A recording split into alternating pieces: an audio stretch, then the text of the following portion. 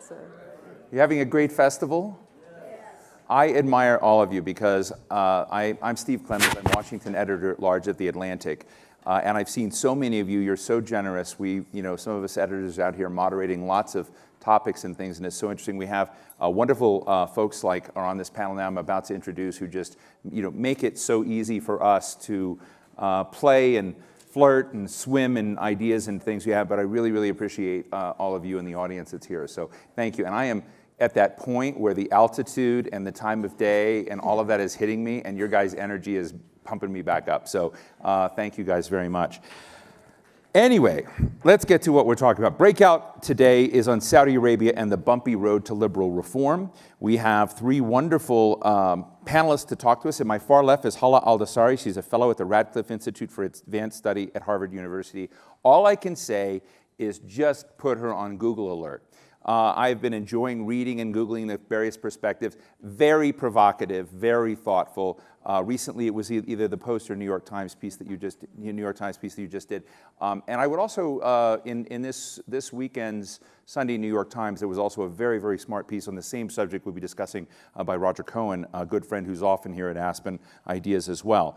And then we have Karen Young, who's a senior resident scholar at the Arab Gulf States Institute. And I'd say the same thing about her, but the better thing with Karen is get to know her by email. She sent me just one of the coolest emails a minute ago on what we're going to talk about. And it started at one end, it went to the other, and we had covered Iran and political economy and all sorts of stuff in between, and it was really fascinating. And so we're talking about what David Bradley, our owner and chairman, says is extreme talent. So Karen, great to be with you. And then we have Malik Dahlan, principal at Quraysh, a business he runs, but he's also the author of this book, which he's just given to me and signed over, called The Hijaz, the First Islamic State. So I'm looking forward to you sharing more about that. And what would we're all watching. I don't know, how many of you have been to Saudi Arabia? So a good chunk of you. So we've got some talent in the room. We see a lot of things happening, and there are a lot of explanations for it. I've written about Saudi Arabia quite a lot over the years. I tend to write about national security and foreign policy and how some years ago, this is way before Trump, way before Obama, in fact, I wrote a piece that you could begin to look at what the Chinese were calling the strategic contraction of the United States, not by looking at our enemies, but by looking at our allies. And I looked at the behavior of Japan and Germany, so two states that we had conquered during World War II and beaten in World War II, and then had helped bring alive, but they were definitely satellites of American interest. But two other key allies in the world, Israel and Saudi Arabia, which were on two sides of things, and one a more in-the-closet ally, like the Saudis, but clearly important to the foreign policy interests of the United States. But if you looked at the behavior of all four of these countries in various ways, each one of them had changed dramatically in terms of this. And in my view, they were changing because they were sensing that the kinds of things that the U.S. would do for them or might do for them were shifting. And today, as we look at the region, whether it's the Saudi-Iranian relationship, what's going on in Yemen, I think what we're going to talk about is a new aggressiveness of Saudi Arabia, what may be driving that. All of that is in part swimming right along with the question of where the United States is today, which is a separate subject. We also see, as of, I guess, 2 days ago, women are now allowed to drive in Saudi Arabia. This was the thing that if you met Saudi leaders over in Saudi, you just couldn't mention. You could end up in jail. It was one of the taboo subjects, third rail items. And I remember talking to U.S. negotiators that dealt with the Middle East that would basically say, this won't change, but other things will liberalize. Excuse me, I've got a bug crawling on my haze. But other things would change before that would. And now we've seen this reform, and we've seen the rise of Mohammed bin Salman. What is he, 32? Is that right, Hala? A 32-year-old crown prince who's apparently knocked off and harassed out of other crown princes that had preceded him. And a radical change. Those of us that were interested in the regime in Saudi Arabia and how it might follow King Abdullah, who had passed on, and the various negotiations that had happened within the family, have been watching this with amazement and concern, because sometimes things can move so quickly. So we see a lot of reforms coming. I'm going to start with Hala. I'd love you to just sort of help us understand what you think are the reforms that are occurring that matter, and then we're going to get to whether they're real or not. So can you help give us a quick snapshot? Well, definitely the social reforms has been really key, especially curbing the religious influence. It has been really a contentious area. A lot of those reforms regarding women's access to public space or engaging more women in the workforce, having even the idea. So can I ask you, when you say those things casually, because we have a lot of people who haven't been to Saudi Arabia, so when you talk about women in the workplace or women in the public spaces or women going to public games or sporting events, tell us what it was like. Give us the black and the white. So basically, it's more of a gender-segregated society where women are somehow designed to be mainly inside women-only places or educated in a gender-segregated capacity. Has been gradually changing since I would say 2005, where there is a scholarship program abroad where women have been really engaging in high numbers in education and in the scholarship program. Again, the entry of women into higher position in the Shura Council, there was some signs that there is some kind of changes and reforms. There is the co-ed university established by King Abdullah in 2009. All of these have been somehow paved more of a space for women to occupy in the public space. But again, it has been so limited that in gender-mixed public spaces like the retail services, for instance, the retail sector has been really manned by men who were not Saudis. So it has somehow been challenging to find opportunities because we're very much oil-dependent economy. So there is not much of industries where women could be employed, and accommodate again the idea of gender segregation. But then opportunity presented itself when some groups within the civil society started talking about the lingerie, for instance, services and how awkward it is for women from conservative society to go to buy their lingerie and intimate clothing from men. So it somehow pushed against this idea of having men only to sell things for women. So starting somehow feminizing the retail sectors where things or basically merchandise which targeted women can now be sold by women. There was some restrictions that in any shop that sells items for women must be having certain segregation between areas of women workers and men workers, which somehow again limited the adoption of feminization because it really added cost for employers and for shop owners. But again, it has been eased a little lately that there are some targeted sectors to be Saudized or feminized altogether. And it really helped women to access those kinds of resources. And again, one of the main hurdles of women engagement in the workforce at large is having affordable transportation. Saudi Arabia, we don't have public transportation. We don't have, any kinds of shuttles or buses or things like that. So it's very difficult for women to be able to afford a private driver or to wait for some male in the family to take her places. So the surveys that had been done to date on women access to workforce have actually highlighted two main impediments, which is transportation and availability of daycare services. Most of the women in Saudi Arabia marry young. And having someone to look after the children was one of the main problems to engage in private sector jobs of long hours. So to have those kinds of services inside the workforce has been really, So you've and I mean to interrupt, but you're giving us a very in-weeds depth. But I guess the thing I want to know is, do women say, "Wow, I'm living the high life now. I can drive. I've got rights. I can run the stock exchange." I mean, is there a sense that women have today in Saudi Arabia that things are good, or is there a sense that we're still second class, we're still controlled and constrained? Just give me a very blunt take on that. So the way things have been designed in Saudi Arabia is to grant men more authorities over women in decision making.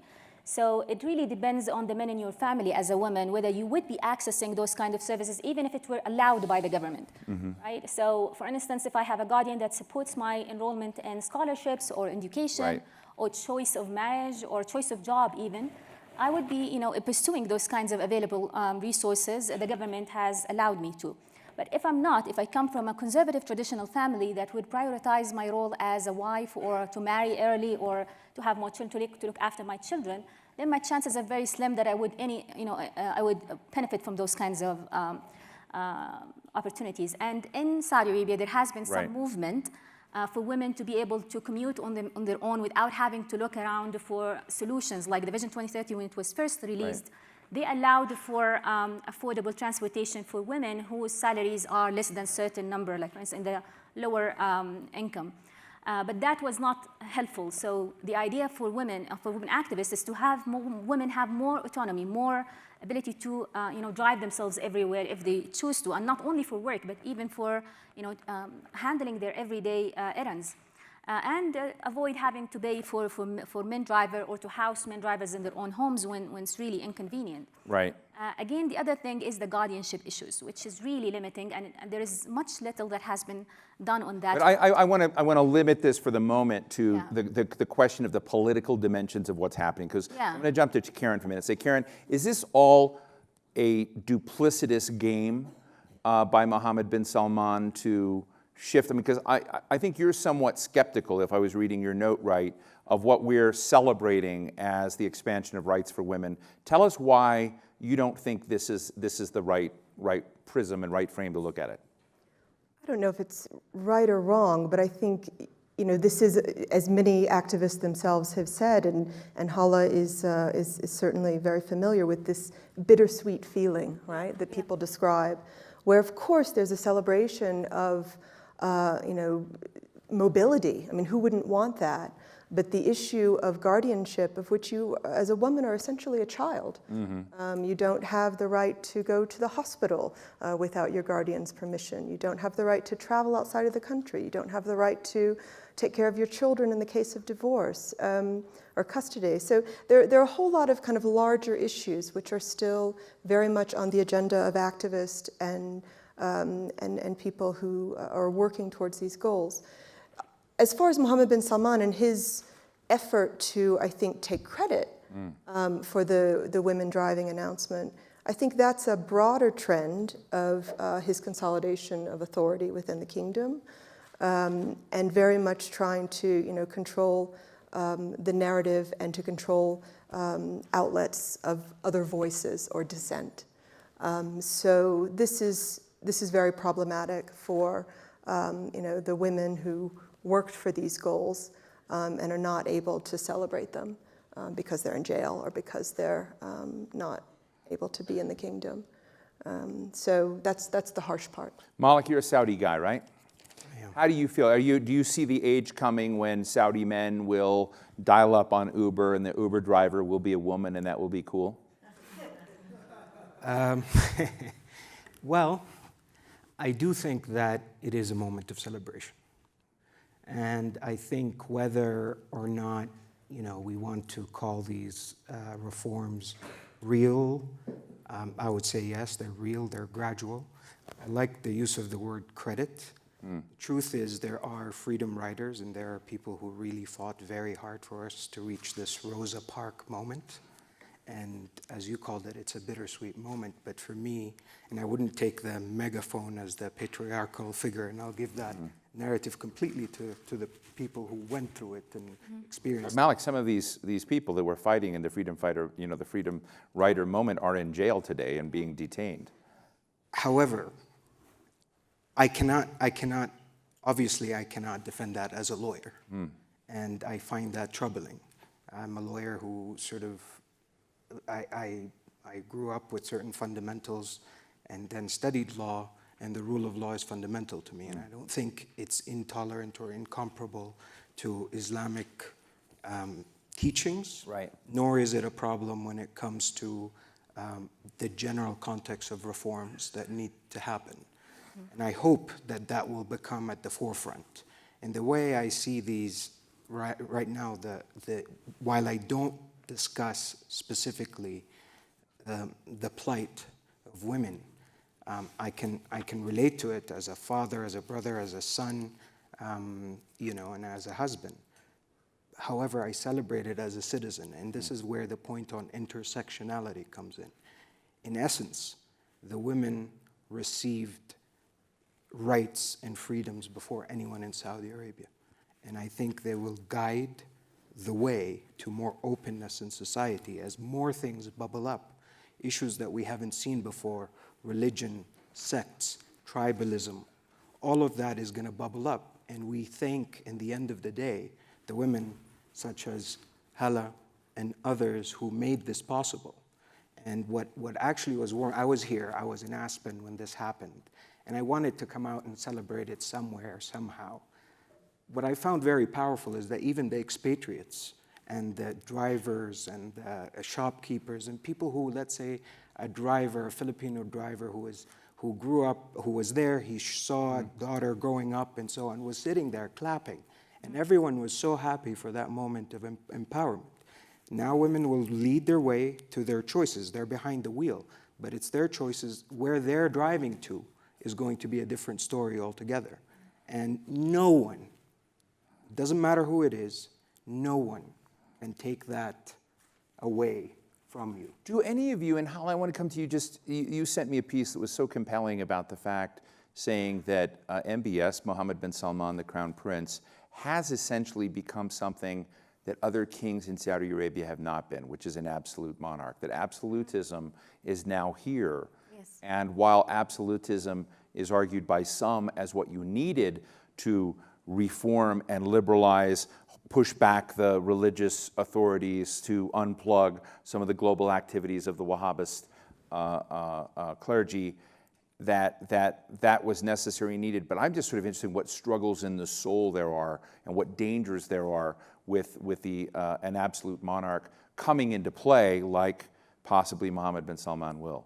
Yeah, but I mean, I have to remember there is a father still, there's still a king. I wanted to say one thing only about the women, you know, the crackdown on the women's activists and the men who supported them as well. We need to mention that as well. The idea that women had. So can you tell like I don't know who I know there are at least 5 women that have been detained. Yes. I did not know about the men. So tell us who's in jail. So the people in jail until now were very much broad spectrum of activists. Not all of them have been only fighting for women's rights, but as well for other rights as well, the rights for due process for arbitrarily detained people. And like Dr. Ibrahim al-Mudemir, who's the lawyer of Lujain, has not been only the lawyer of Lujain, has been actually the sole lawyer who stepped up, to support so many people. He's an over 80 years old, legal expert who served in the government. He's retired, but he lended his support to so many people inside Saudi Arabia, not only to women. And he's been really key in supporting those women during, time of turmoil, giving them how to deal with the arrest, how to either publicize it or not. So he's been very, important, significant in the movement. Not even as a lawyer, but as a consultant. How come you haven't been arrested yet? He's not a friend of activists. That's okay. So if anything happens to me next time, you better say something. You better write about it.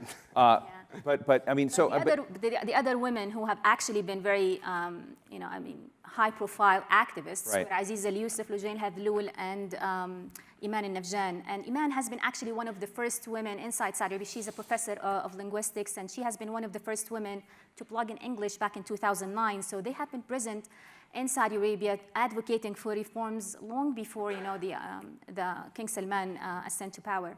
So basically, Iman Nafjan has created this kind of international presence because of her English blog. She became more like the go-to person for anyone who wanted to learn more about Saudi. Her blog somehow developed into a cultural, basically, window into Saudi Arabia, into the women's of Saudi Arabia. Actually, her words were, I wanted to refute the stereotypes of Saudi women as the repressive, no voice, no agency people. And this is something that has really been, needed at that time because there's so much focus on Saudi Arabia as an exporter of religious fanatism, right? There is no much focus on the nuances that existed in Saudi Arabia and the groups which are maybe not as represented because of the interest only in Saudi Arabia as basically a place which fosters, radical religious ideologies. But again, her blog became more like the central point for any journalist, any scholar who wanted to learn more about Saudi Arabia. So she became that much of a high-profile person of interest to so many groups of people internationally. Then comes Aziz Al-Yusuf. Aziz Al-Yusuf has been one of the people who supported the 1990, but not part of the 1990.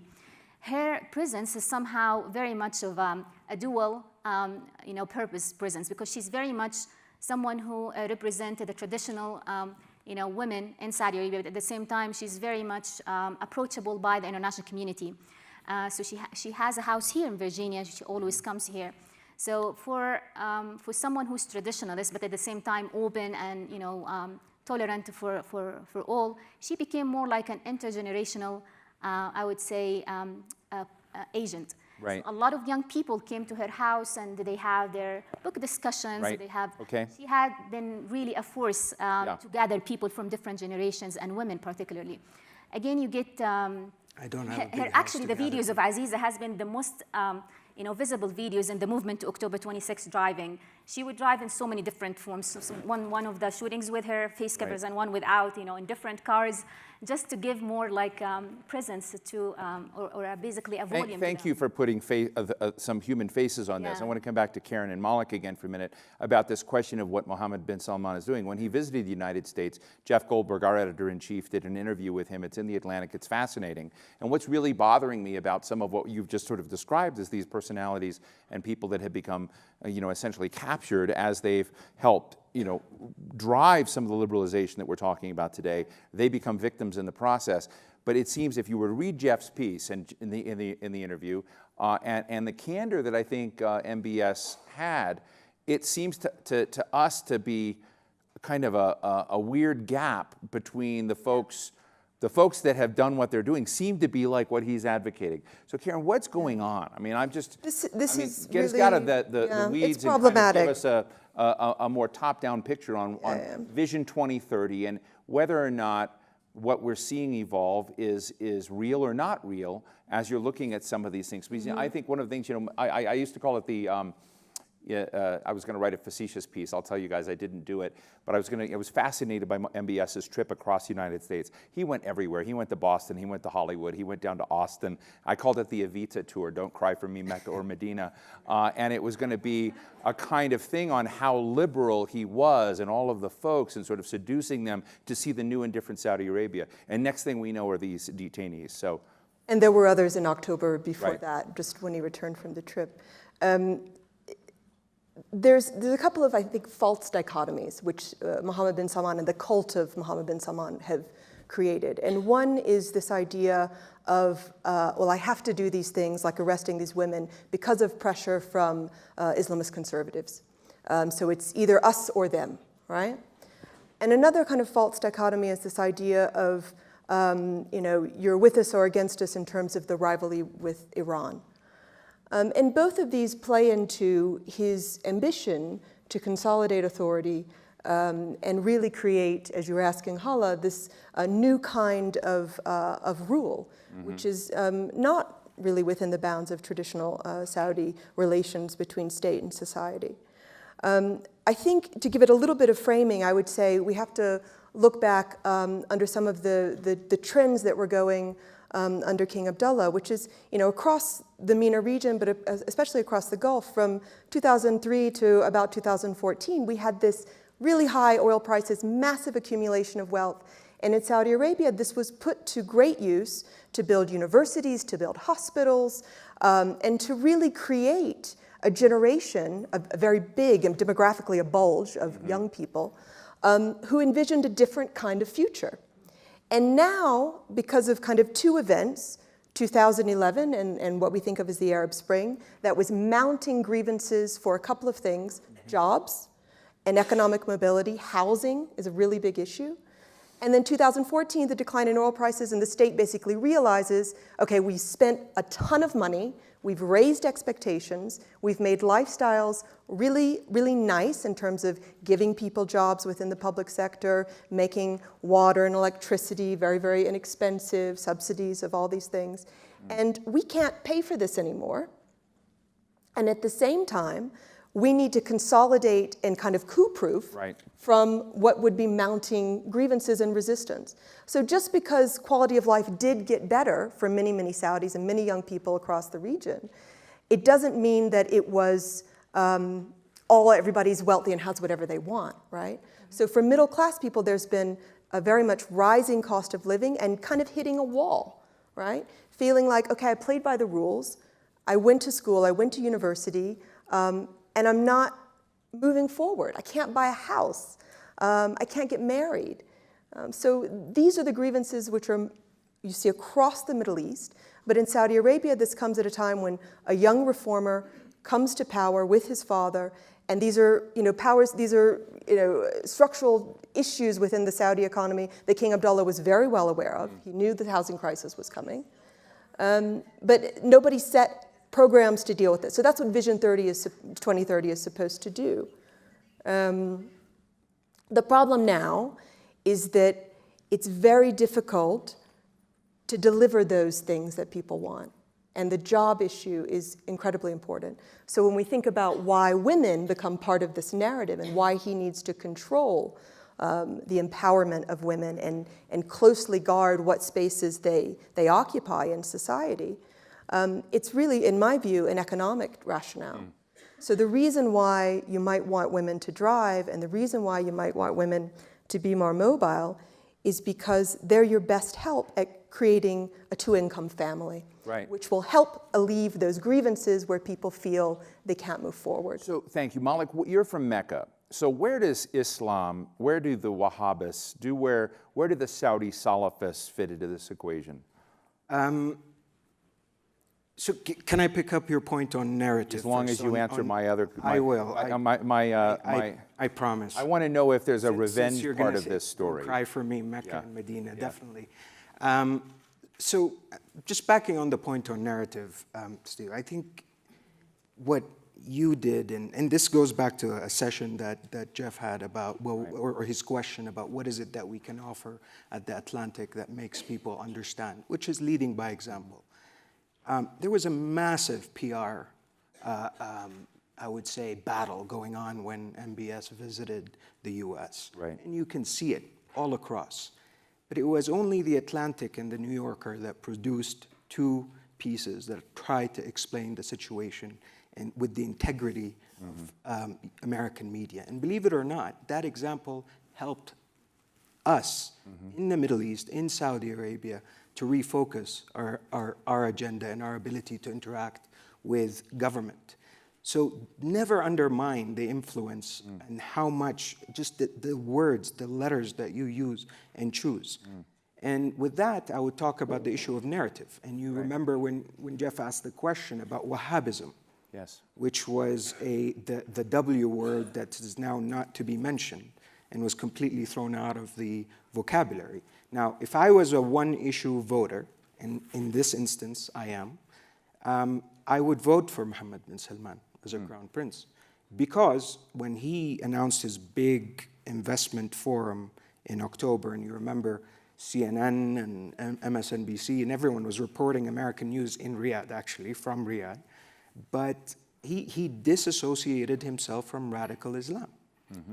And this is the historical context with which even the women driving problem, the challenges we have in society, the autocracy, all of that was stemming from.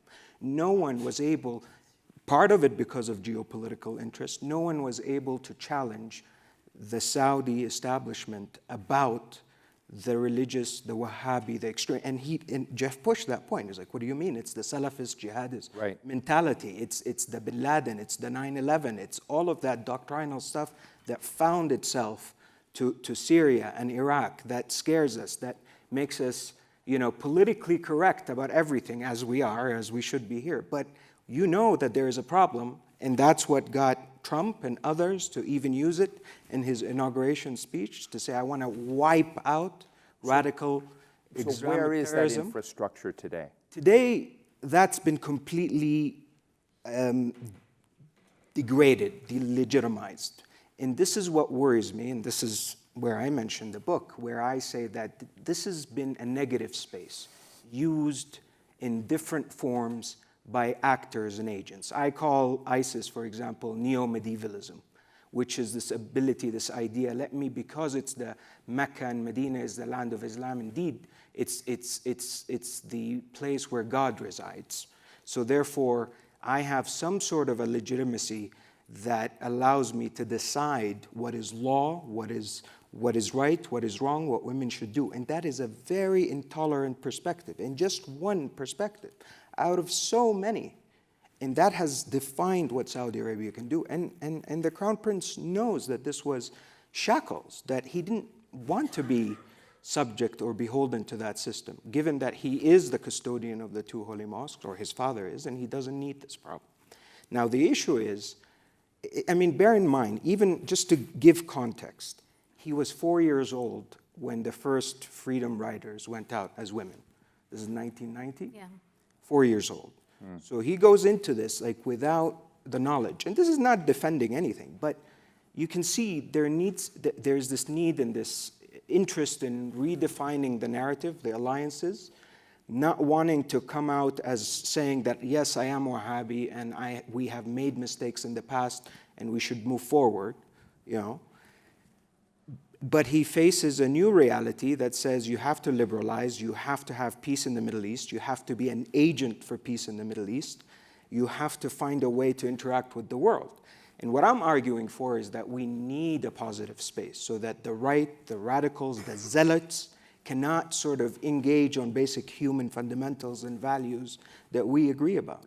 For example, as someone who grew up in Mecca and seeing floods of humanity coming in to Mecca and out of Mecca, someone who's had a different perspective of what humans, races, and so on suggest, I feel that there shouldn't be this bigotry or zealotry. It was a place where you had Shiites, where you had Sunnis, where you had people with African descent, Asian descent, European descent, and something changed. There is a word, and now it's surfacing, and this is where I talk about the Hijaz. Yes, you can talk about the dynamic, the tribal dynamics, but then we're lucky, we come from, well, I wouldn't say lucky, we're as regular. We wouldn't be cast in certain tribal, but we do have ethnic challenges. We do have people who don't have that kind of access. And the problem is we don't have that deliberative discourse that would allow the ruler deal, and I don't like the word subjects, but the citizenship, redefining what the social contract is in Saudi Arabia is still a challenge. So I want to go to the audience in just a moment, just really short form. I want to ask a question. There's so many areas I would love. We've got my friend Danny Seabright here who works with the UAE. I would love to ask, did the UAE and some of its character influence the way the Saudis have gone? I'd love to talk about Mohammed bin Salman seeming to pick any number of fights with Iran and Iran picking fights back and what that means. But what I really want to do is to talk about the shakedown of the Princess and the Ritz-Carlton. Yeah. And just to ask you, because when we look at that scenario, that great soap opera, which not only all the Saudis were watching, but we were watching and fascinated when Prince Alawid and others were there, and what the terms of the deals were, as we were taking pictures of this huge $500 million yacht that Mohammed bin Salman, the great estate he bought in southern France, and so the contradictions there are just so wonderful, And I guess what I'm going to ask you, in just very short form, each of you, just maybe a minute each, do you think in 5 years this guy survives? Because there are real winners and losers that have moved within the ruling elites. It's one thing to talk about what the people get and to try to become a populist within the Saudi order, and that's what Tom Friedman is hugging and celebrating in his writing about Mohammed bin Salman. There's another dimension there that he's maybe perhaps moved so quickly and created people who generally, totally, really hate him that are his cousins. So do you predict in 5 years that what we're seeing will be resilient, Hala? In 1 minute. No, I don't think so. Definitely because of what you said, he antagonized a lot of people. His legitimacy is now external more than internal. To the support of the UAE, support of Israel, support of the US, but not the support of the people who were really looking for a leader. So I don't think that this way of doing business will survive, for instance. Bottom line is I'm not embracing Tom Friedman's point, and I think this is dangerous to do so. None of us are. So, and I think that's you join the skeptics on the panel. Well, no. Here's how I would say it.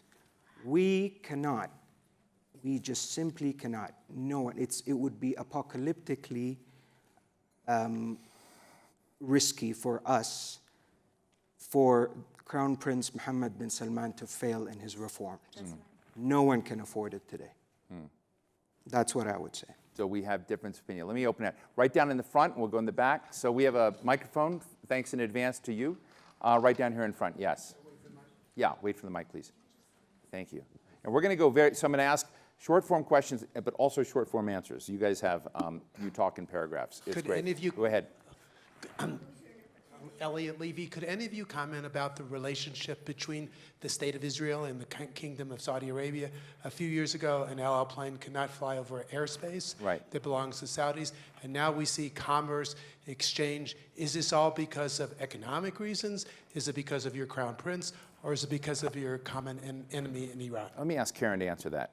Yeah, I think a lot of it is what we want to imagine. I spoke at APAC a couple months ago, and everyone's really excited about this, but that doesn't mean that it's all real. Yes, there is some, there are some security conversations, there are economic interests, but I think this has to do more with large geopolitical shifts in the Middle East where there is room for the maneuvering and the use of foreign policy by regional actors. Malik, 30 seconds. So I think that there is a recognition that Saudi's role in bringing a peaceful alignment in the region is very important.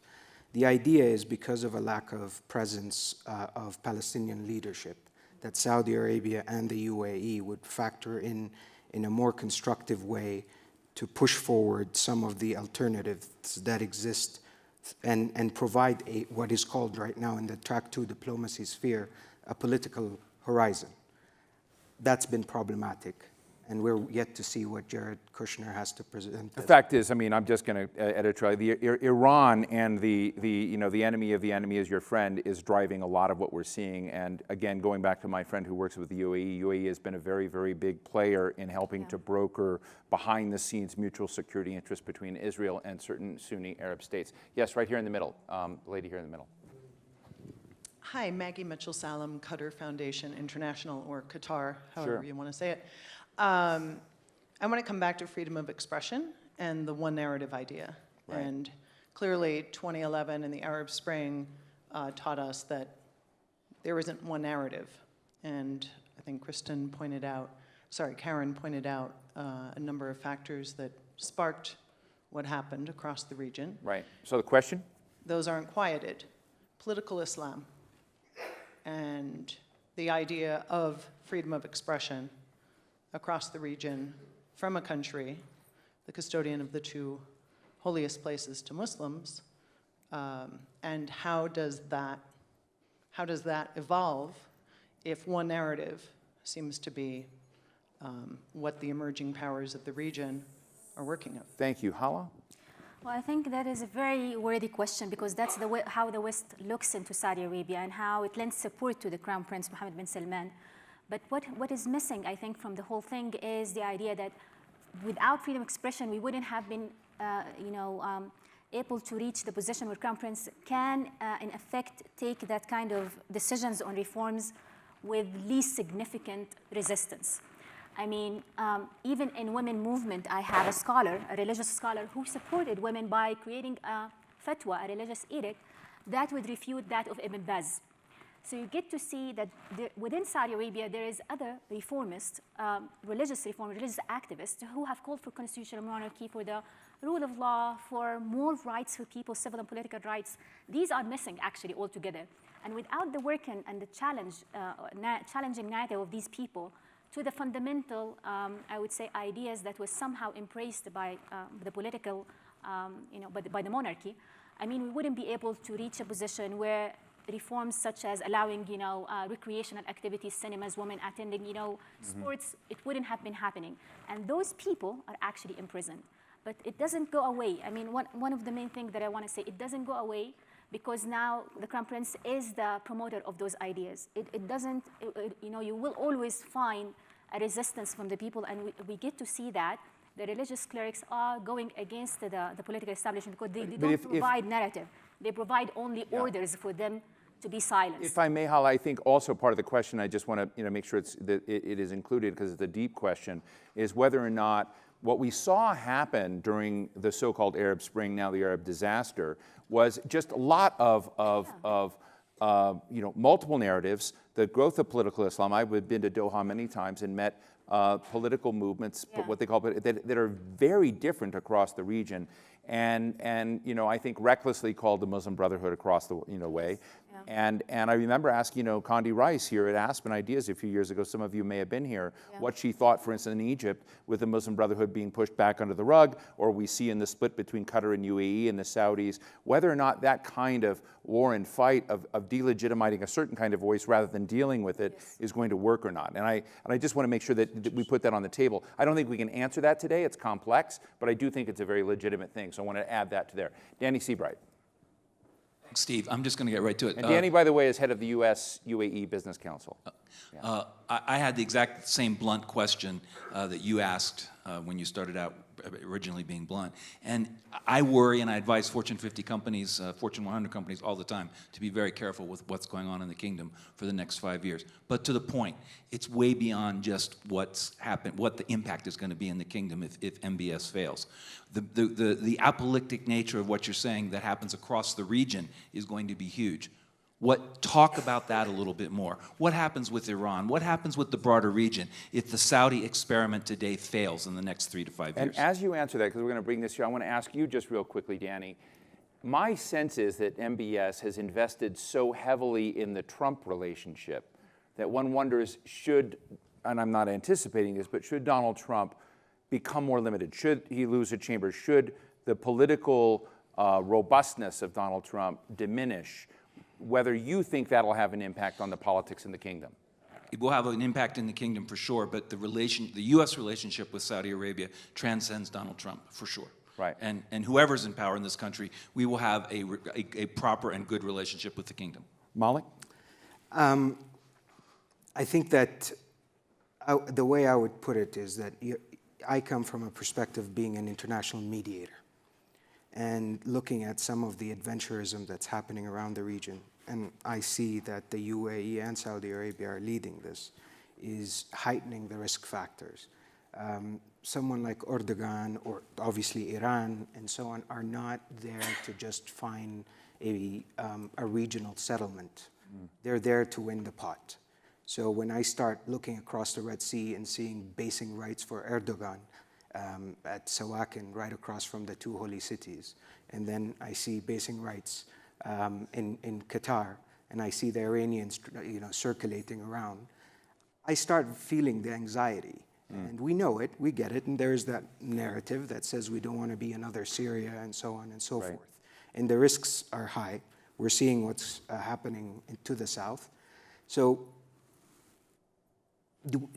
ISIS declared it. They said that the ultimate destination we're going for is to have a caliphate from Mecca. I mean, it's not something that's not there. The BBC put it out there, and there's a study 2006 that said there. Thank you. Hala?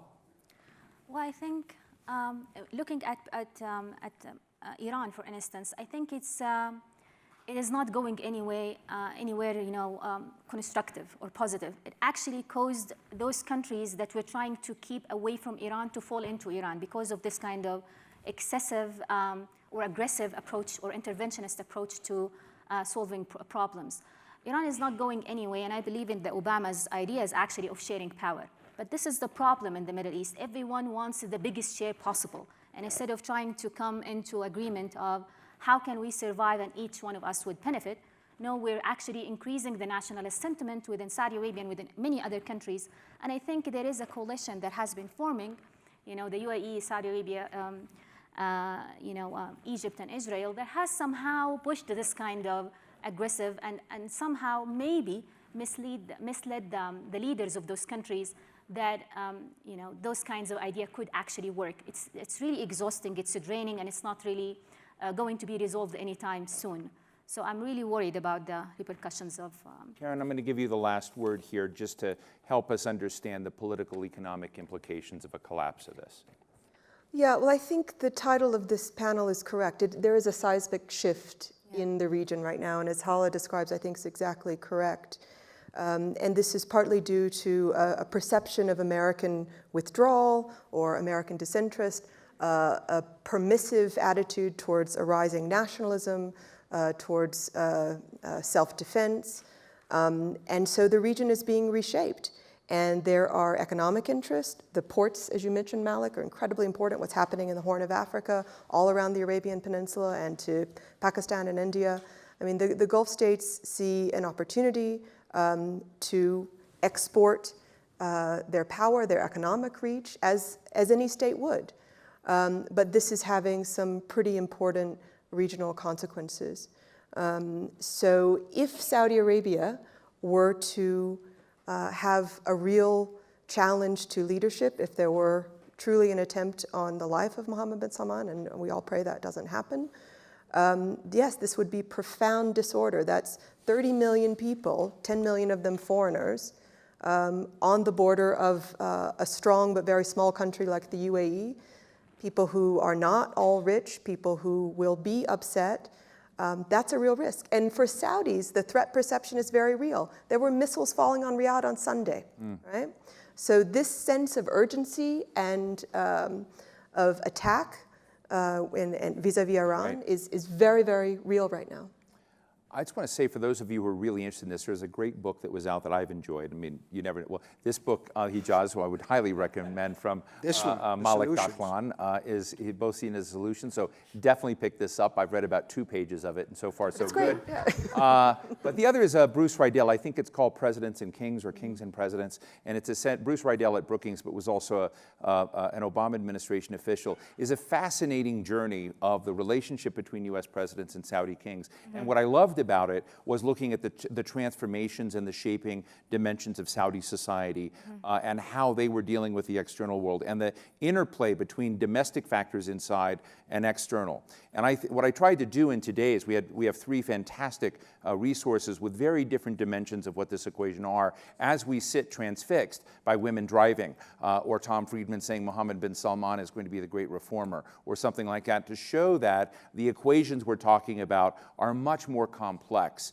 and much more tense than I think we in the media have been able to show, with, I think, some exceptions. Some of that came out in Jeff Goldberg's excellent interview with Mohammed bin Salman when he was in the United States. So I want to just say a big, big thank you to my panelists. First to Malik Dahlan of Quraysh and the author of Hijaz, Karen Young of the Arab Gulf States Institute, Hala Aldosari of Harvard University. Thank you all very, very much. Thank you.